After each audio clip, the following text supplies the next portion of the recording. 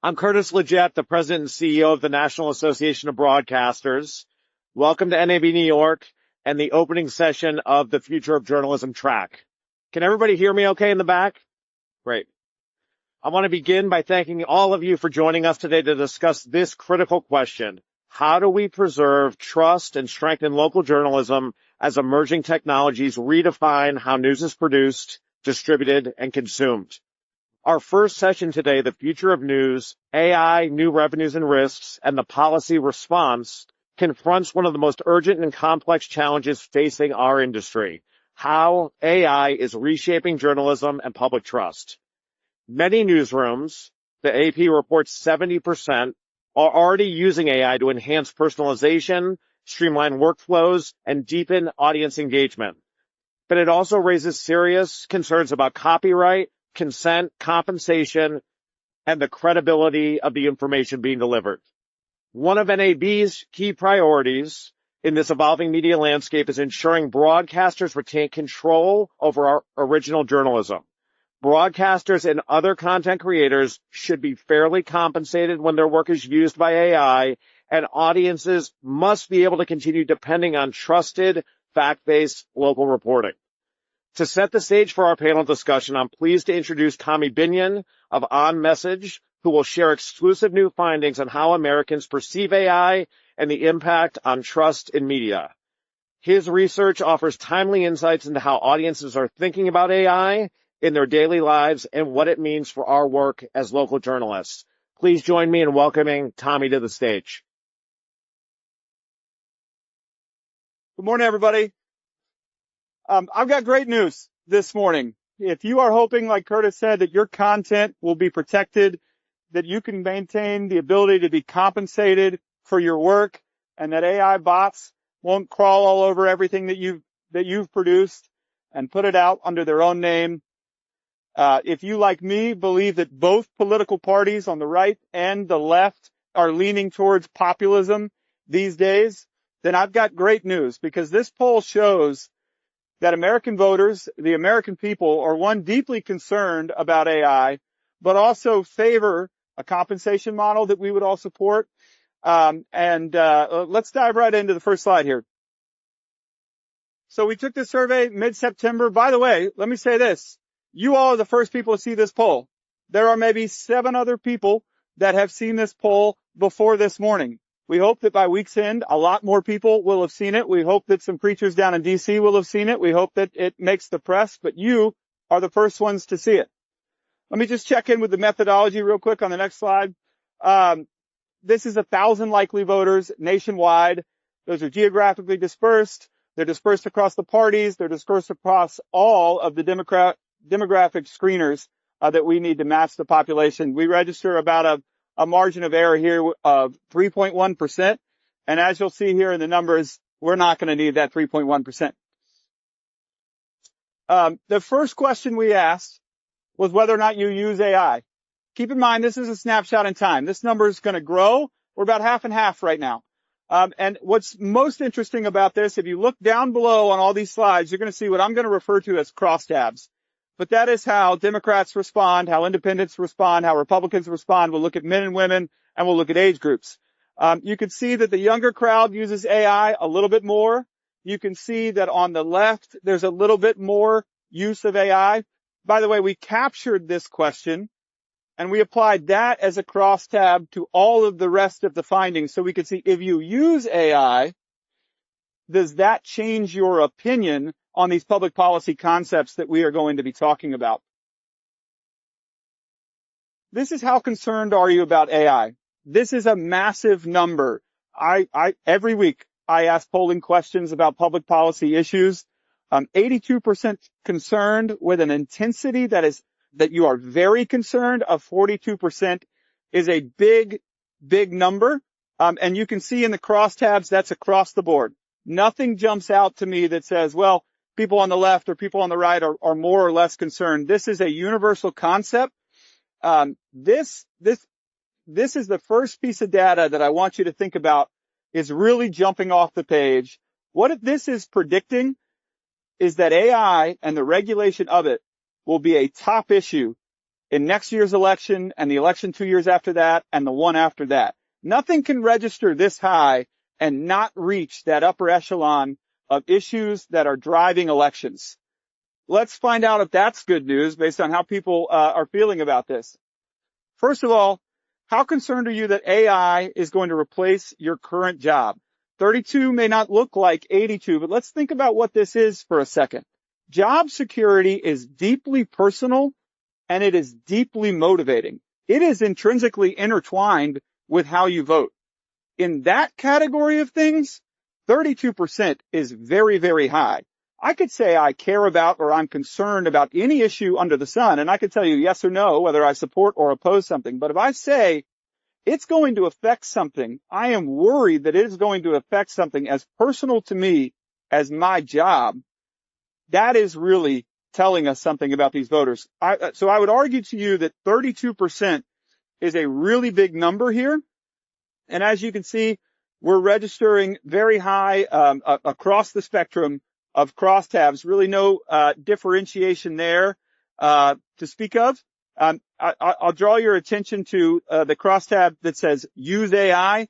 That is, if you responded yes to the first question I show you, are you concerned? Even those AI users are concerned to the tune of 30%. And so that's a surprising finding in and of itself. On all of these slides, I'm going to refer to intensity. That is how much you care. Anytime we get a very concerned or a higher level of intensity that's bigger than the lower level, that should tell us something as well. That should tell us that this is going to drive votes, that this is going to drive contact into legislators, that this is going to be driving news and ultimately driving the election. We'll go to the next one. This is what we're concerned about, right? This is why you are all here in this panel. More specifically, how concerned are you about AI stealing or reproducing journalism and local news stories that are published online? Again, sky high, 76%. This is great news. This means the concern that we all woke up with this morning, the concern that drove us to attend this panel, is shared by a huge majority of American voters. It's shared by a majority of Democrats. It's shared by a majority of Republicans. You can see Democrats slightly more concerned in the crosstabs on this one. You can see that across the ages, as you get older, there's a little bit more concern there, but nothing really to write home about. These numbers across the board tell me that the American people agree with us that this is a public policy issue worth paying attention to. We'll do the next question really quick. This is level of trust. Folks trust you all. They trust journalists. They trust broadcasters. They trust the news that they have relied upon for decades. They do not trust AI. Again, this is a snapshot in time. This is subject to change. But right now, the information that they are getting is not trustworthy if it comes from an AI bot. That is a level of credibility that gives us a platform to advocate for the policies we are about to talk about in the next slide. I'll go back real quick. I want to dive into these crosstabs really quick. You can see that use AI a little bit higher on the trust factor. Those that use AI trust it a little more. That makes sense, right? You can see that Democrats and Republicans basically a tie in terms of trustworthiness here. And then as you get a little bit older, I want to say this correctly. I'm talking really fast here. As you get a little bit older, not trustworthy goes down a little bit. Let's go to the next slide and we'll jump into the public policy issues. This is a head-to-head. We put our best argument next to the other side's best argument. And we ask the poll respondents to choose. First prompt is the federal government needs to step in and place guardrails on the development of AI to protect users from potential risk. You can see we got 72% to agree with that. The next argument, and this is a real concept, there is real legislation to this effect in Washington, D.C. that's gaining steam. The federal government needs to allow American businesses to experiment with AI with little regulation so that America can become the global leader in AI technology. That is really a driving force behind a lot of the policy that's being proposed in Washington, D.C. And you can see its support is extraordinarily low. This is a good sign. I think that there is a vacuum of public opinion data on this issue. This will be one of the first polls thrown into that vacuum. I think this question in particular is going to raise some eyebrows and send some shockwaves around the policy community. I've got one more public policy issue to show you. This is compensation. So we were intentional about using the word compensation. Curtis used it in his intro. Would you support or oppose Congress passing a law that made it illegal for AI to steal or reproduce journalism and local news stories that are published online without compensation? The answer to that is unequivocally yes across all crosstabs. If I'm right about the first slide, that this is going to be a big political issue, and I'm right about this slide that the voters support a law forcing AI companies to compensate you all, that is tremendous news, and you are the first ones to hear it. We're going to chew on this a little bit with a great panel. I didn't miss any slides, right? I think that's it. That's great. Let me bring up the panel, and they're going to digest this a little bit. All right, here we are. Some really significant findings in that deck that we're excited to dive into today, because I think the question for us at the NAB and for those of us across the journalism ecosystem is not just what those numbers mean, but what we do with them. And so we're going to dive in that here today. And I brought together, I think, a great panel here that represent the ecosystem here of trusted journalism, leaders from across technology, broadcast, policy, and labor to explore the business, challenges, opportunities, and the regulatory path forward. So please join me in welcoming our panelists to my right. We'll start out Brad Silver, Vice President and Global Head of Public Policy, AI and IP at Advance. Nick Radsule, Executive Vice President at Hearst Television and Chairman of NAB's Television Board of Directors. And John Schlois, President of the News Guild, CWA, which represents thousands of journalists and media workers across North America. Let's give them a round of applause. So I want to jump right in without prejudicing any of the responses. Give us some initial reactions to what we just saw. Why don't I start right here, Brad? Sure. So I think what's pretty obvious is the massive gap between what voters and the public are saying about their concerns about what they want government to do and what government is actually doing in the direction in which government, the administration, and many in Congress are actually going, which is towards limitations of liability, deregulation, sandboxes. And I think it's very eye-opening to see these figures in black and white. I think it reflects a conversation that's happening within the AI community itself about how open the AI companies themselves should be about the risks and what they're concerned about, and the discussion that should happen between them and the public. And I think the poll is an excellent example of how those concerns need to be part of the policy-making process.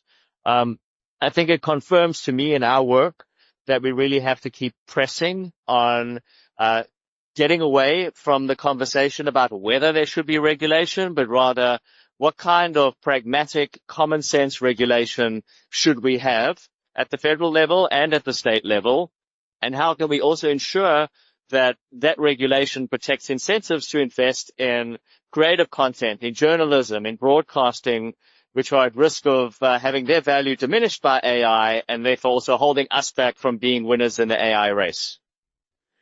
Nick, your initial thoughts? Yeah, sure. As someone's closely connected to a news organization and television stations that produce news, certainly was not surprised that there was a lack of trust, but the extent of lack of trust in AI, and how that matches up with how viewers and audiences see what we call legacy media, right? And the disparity between those.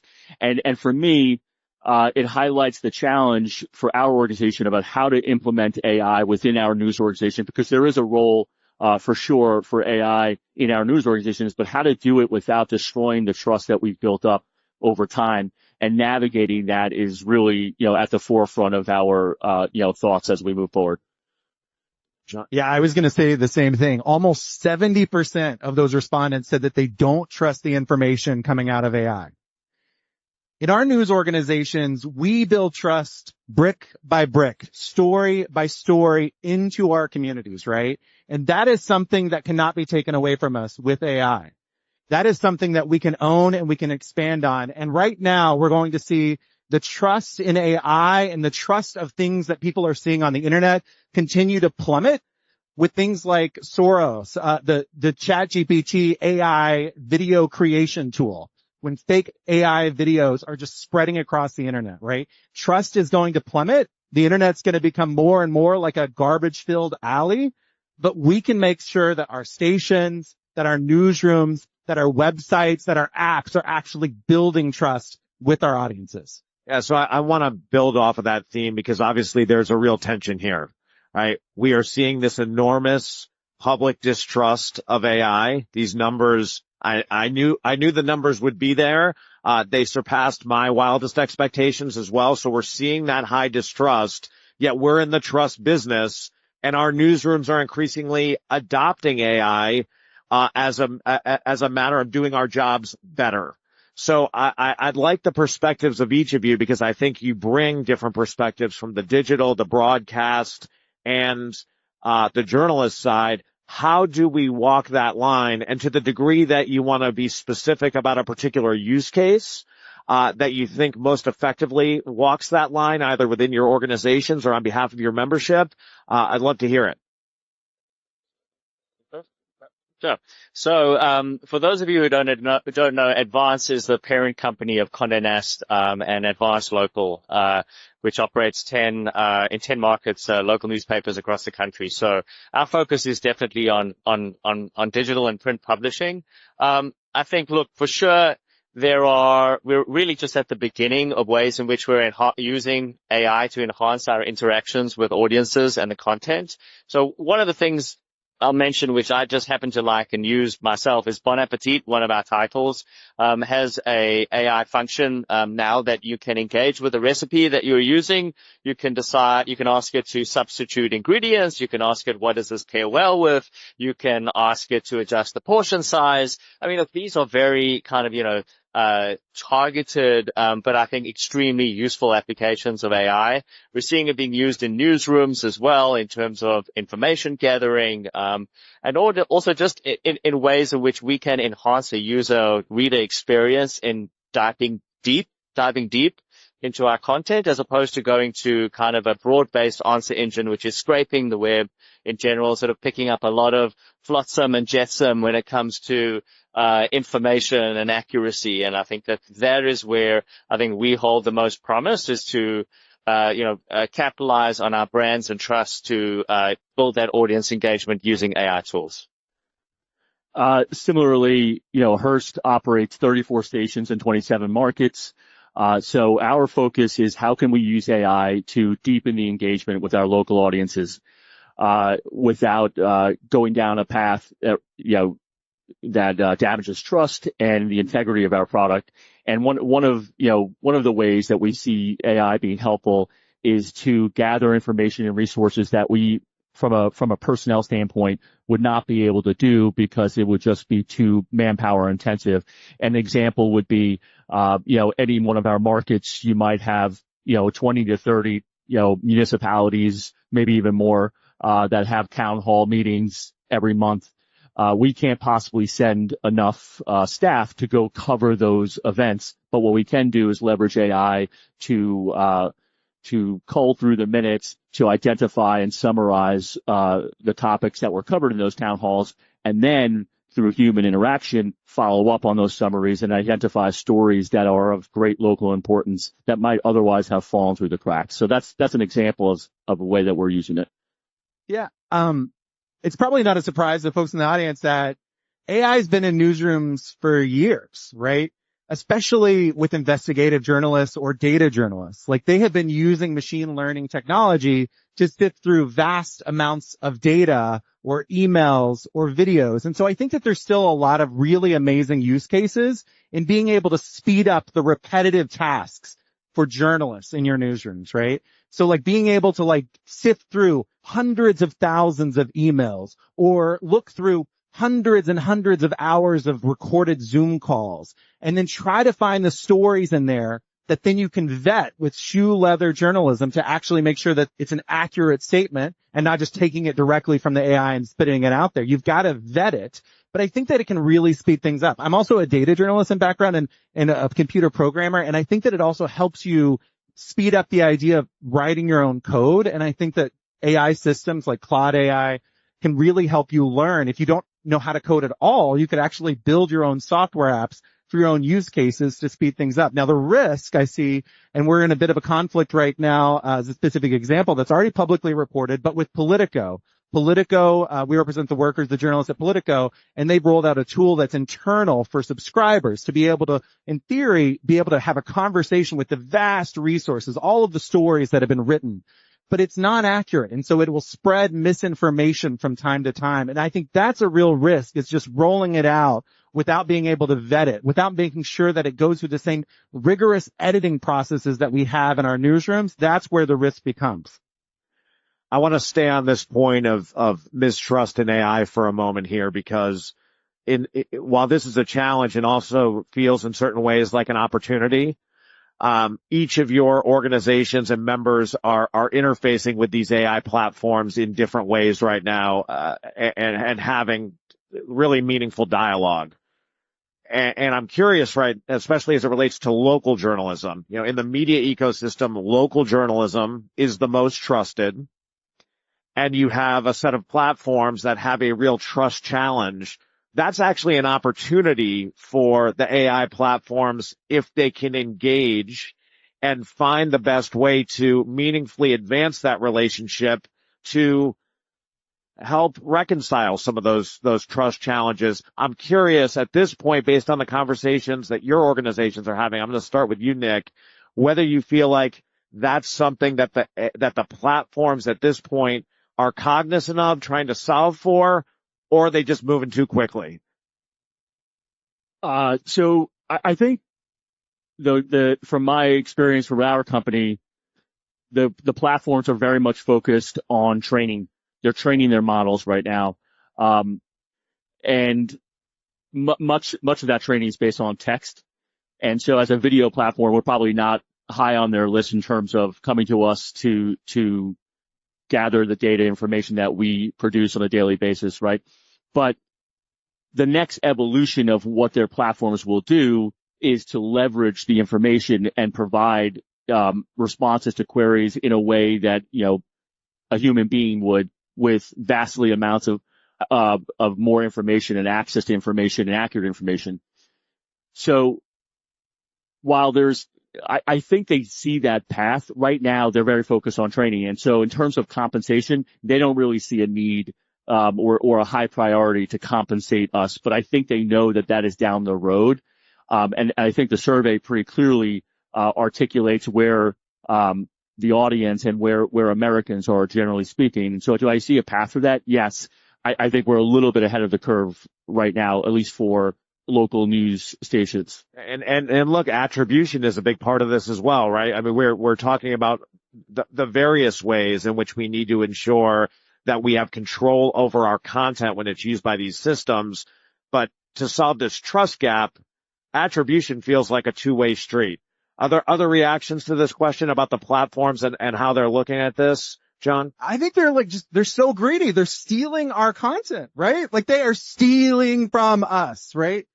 That is what's happening, whether it's text, whether it's video.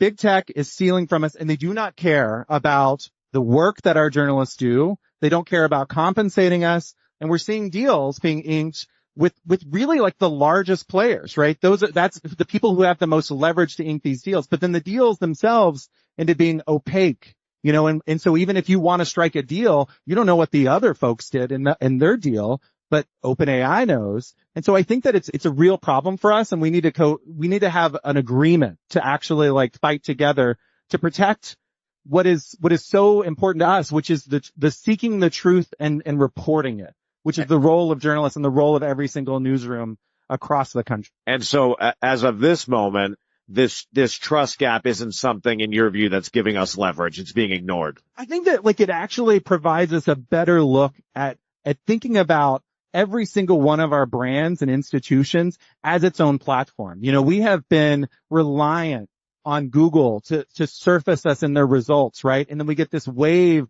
of traffic that we would get, but then it dies down. Similar with Facebook, and then it dies down, right? They are really controlling how many people are getting to us. But if we think about our channels, our stations, our websites and our apps as our platform, and we think about making them the best user experience possible, that's when we can actually sort of take it away, because then we can build more trust by saying, this station is the station that I go to for reliable local news. And that's the place that I can trust it. I can't just trust it going to the summary that's going to be generated on Google.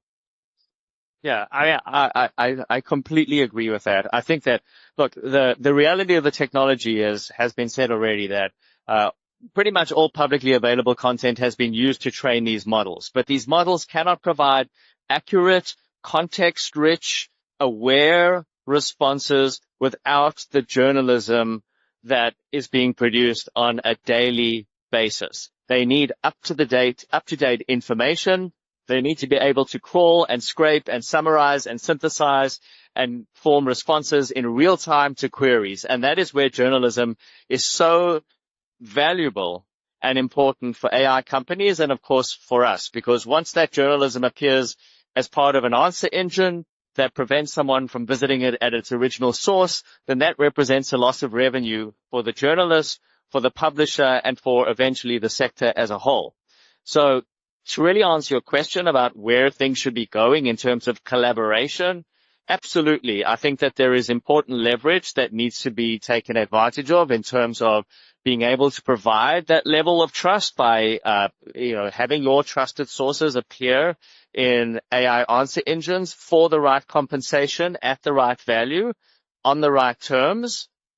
But also, I think that, news media needs to consider ways in which it can own the tech stack. It can, have control over the distribution funnel so that we don't end up in another version of the reality we've been living in for the last 20 years, where we're relying on a powerful tech platform to send us traffic. We want that traffic to come directly to us, but we also want there to be a diverse ecosystem where consumers have different options. They might want to go to ChatGPT. They might want to go to Claude. They may want to come to our websites. They may want to be a conglomeration of news organizations that get together and provide a compelling service powered by AI to consumers. So I think that there's a lot of options out there, and I think that we should be exploring all of them. So we're painting with a bit of a broad brush talking about AI platforms, but I think it's important to acknowledge that if they were part of this conversation here, and they've been part of many conversations, they would make the point that deals are happening in the marketplace, increasingly, and that those deals contain some of the terms that were just articulated up here. In your view, are those deals, mainly with major publishers, are those deals indicative that the marketplace is starting to work, or are they happening in spite of a broken system? I'll start with you down here, Brad. I think the short answer is it shows that a healthy marketplace is possible, but we don't have a healthy marketplace yet. I think what it shows is that licensing is feasible, deals are feasible, there is some motivation amongst certain AI companies to do these deals, but not all of these deals are being done by all of the companies. Not all of publishers are benefiting from these deals. So what we need are a variety of different kinds of channels or marketplaces to evolve that can broaden access to smaller publishers as well, local news as well, to gain access to the possibility of transacting with AI companies to make their content available for fair value. But in order to do that, you need to have incentives for AI companies to invest in those marketplaces, in those mechanisms. And I think that's where the regulatory framework comes in, which we'll talk about just now, but we don't have enough of that at the moment. Yeah, I would agree. And I think that the leverage that exists right now, the leverage profile is clearly in favor of the big tech companies, the AI engine companies. It's particularly acute with smaller publishers. Even mid-sized publishers have a difficulty in negotiating any type of meaningful compensation or terms about how their content's surfaced. So having a regulatory framework is certainly a solution, but I agree with Brad that you're starting to see the green shoots of a maybe commercial based licensing system, but the leverage is still so far outsized, to big tech that it's difficult to see that alone emerging without some type of, regulatory impetus. Well, and let's talk about why the leverage is there, right? The backdrop here is a lot of legal uncertainty with regard to copyright. Absent commercial agreements, scraping is happening anyhow. There was an interesting study that was released last week by Graphite that Axios reported on, showing that more than half of the news articles on the web are AI generated themselves. So you've effectively got this virtuous circle going on. And at the end of the day here, it's not as if that there's a lack of information to go scrape absent these commercial deals, which is why I think many of us feel that policymakers need to step in. And there have been a lot of proposals out there, both on the federal side as well as in the states, to help address the myriad of challenges here that we have touched upon. I wonder, in your view, because some of this is hard to sift through, and frankly, between the various factions within the news publishing ecosystem, print, digital, broadcast, journalists, we've sort of pointed to different proposals that have different sets of appeal. But I wonder if you would single out, and Brad, I'll start with you and we'll just go down the line here, a particular proposal or framework that you would point to and say, this is something that those of us on the stage and those in the audience need to really start to focus our efforts around advancing. In terms of a regulatory approach? Correct. Okay. So I think that industry and the courts can make the rules, but Congress and legislators need to bring incentives into play so that people will show up and play the game, right? So right now, not enough players are in the game, but we can work on things like moving cases through the courts to articulate robust copyright protection, which we will need. But these decisions are going to take years to come to a final, they're going to come to a final decision, right? And the issues that they're focused on, like fair use, are very fact specific. Technology is going to change. Use cases are going to change. And I'm not sure with, a great degree of certainty that by the time that these decisions come out, that we're not going to be in a place where the marketplace has, changed to an extent that it's going to become very difficult to dial that back, where we're going to have a range of very powerful AI and tech information gatekeepers that it's going to be very difficult to recalibrate. So I'm a big believer in copyright. I believe that the facts and the courts will apply the law correctly eventually, but we do need congressional and legislative intervention. What can that look like? I don't see a great appetite for copyright being amended at this point. I think that parties on both sides of the issue are not that keen to open up a Pandora's box.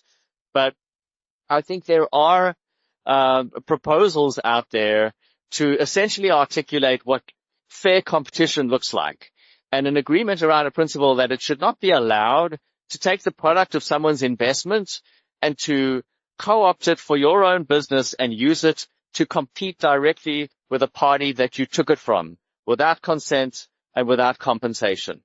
And there are remedies that exist at the state level now called misappropriation or unlawful competition, which I think could be a good platform for Congress and others to look at as a means to articulate what fair competition looks like outside of copyright. I'll mention one other thing quickly, which is transparency. Transparency comes up a lot. We need to know who is taking our content, when they are taking our content, and why they are taking our content. All content made available on the web is crawled and scraped millions and millions of times a day. It's crawled and scraped by AI bots, many of which do not reveal their identity. They do not respect terms and conditions that say that you should not crawl and scrape my content and use it and exploit it for AI purposes. And they don't necessarily respect machine-readable protocols, which have existed for decades now. If there was greater transparency around the identity of a bot, its purpose, and an obligation to respect these terms of entry that we all have on our websites, we would be in a position to better control and harness opportunities to transact with AI companies, not after they've taken our content and, find out maybe they've taken it, maybe they haven't, but at the point at which content is being gathered and scraped. And so I think that there are pragmatic, scalable, common sense opportunities to implement fair rules around identifying what a caller is intending to do when they come to your website, so you can take advantage of different mechanisms to control and protect your content. All right, I know we're running out of time here, but I'll give you the short answer. We have an anti-competitive problem. We have a industry in big tech that is so outsized and disproportionately large in terms of their influence and actions as gatekeepers to the content that we all produce, that if Congress doesn't step in, I'm not sure there is a solution in any other way that comes in time to, frankly, save local news producers. So I think JCPA would be a great example of something that's been proposed that is along the lines of a solution that might, in the near term, reorient that balance. And for the audience, the JCPA was conceptualized in the traditional search platform context, creates an antitrust exemption for news publishers, broadcasters to collectively negotiate our content with the tech platforms. And I think Nick makes the point that extending that conceptually to AI, which is effectively replacing search, makes a lot of sense and begins to deal with that competition issue. John? Yeah, I agree. It's, we're going up against a huge enemy that is big tech, right? And we are all divided up. And so we can't actually share these deals between each other. We can't collectively negotiate. And that's what I do on a daily basis, is think about how do we build leverage and collectively negotiate, usually representing journalists and, with the employer. So for us, it's very clearly an issue of the fact that there's, so much money on big tech side, and they are dividing us up, getting these secret deals that are very opaque, that we don't know what's going into them. So we do need some kind of regulatory framework. I'm not very optimistic that we're going to get it with the Congress that's been shut down for 22 odd days. So I'm not super hopeful that something can happen like that, but I think that means that we have to think about, again, back to the trust issue and how do we make sure that our organizations are being as trustworthy as possible. The JCPA would provide a mechanism for us to be broken out of not being able to collectively negotiate and create a power for our side. But I also believe that, the journalists need to be compensated on these efforts. And we've seen in France where there's these sort of ideas of neighboring rights to make sure that journalists are compensated for these deals. I think something like that could really work well. But right now we are going against a huge issue, which is the fact that big tech is so much bigger than us. But we actually have more power than we know here in this room. Well, addressing your point that you don't have necessarily the confidence that Congress can act quickly here, I think it's a fair point, just understanding how narrowly divided the Congress is, how polarized Washington, D.C. is. But just to bring us back full circle, I also think it's why the polling that we're releasing today is so important. These types of numbers will get the attention of policymakers on both sides of the aisle. 80+% of individuals, of voters, concerned about AI, this huge concern about trust, a third of voters concerned about the future of their jobs. Those are the type of things that drive outcomes here. And I think those members of Congress, both at the federal and state levels, that are willing to take this on, are going to see that they're going to get a public recognition for that. That's going to matter at the ballot box. So that's what we're going to be pushing here in order to try to create some momentum around these issues. Grateful for Tommy and the OnMessage team for the hard work on this, and grateful for the discussion here, I think, to contextualize what's at stake and what the future looks like, where hopefully we can achieve a healthy ecosystem for the benefits not just of journalists, for media organizations, but also the communities, the audiences that we serve that really rely on us to be able to deliver trusted, fact-based information. Thank you all for the conversation today. Let's give this panel a round of applause. Thanks. Thank you.